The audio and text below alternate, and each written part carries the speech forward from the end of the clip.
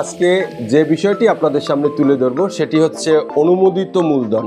আসলে অনুমোদিত মূলধন প্রাইভেট লিমিটেড কোম্পানি গঠনের ক্ষেত্রে কিংবা পাবলিক লিমিটেড কোম্পানি গঠনের ক্ষেত্রে আপনাকে অনুমোদিত মূলধন, ওপিসি গঠনের ক্ষেত্রে অনুমোদিত মূলধন। এই অনুমোদিত মূলধন আসলে কি?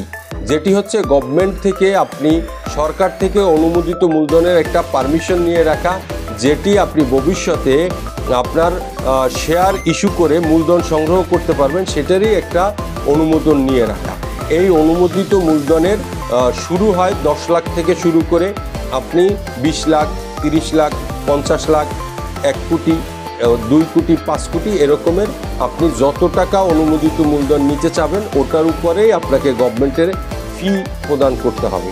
এখন ফি প্রদান করে আপনি অনুমোদিত নিয়ে রাখলেন, এরপরে আপনারা চাইলে পুরানা যে ডিরেক্টর থাকবেন, যারা এক্সিস্টিং ডিরেক্টর আছেন তাদের মধ্যেও শেয়ার ওই থেকে ইস্যু করতে পারবেন, যেটি আপনি গভর্নমেন্ট থেকে অনুমোদিত করে রাখছেন।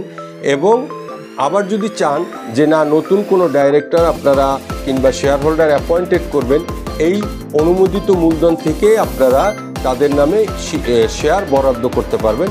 এবং মনে রাখবেন, এই অনুমোদিত মূলধনের উপরে কোম্পানির জীবনদশায় একবারেই ফি প্রদান করতে হয়। এরপরে যদি অনুমোদিত মূলধন ইনক্রিজ করতে যান, সেক্ষেত্রে যতটুকু ইনক্রিজ করবেন অতটুকুর উপরে ফি প্রদান করবেন।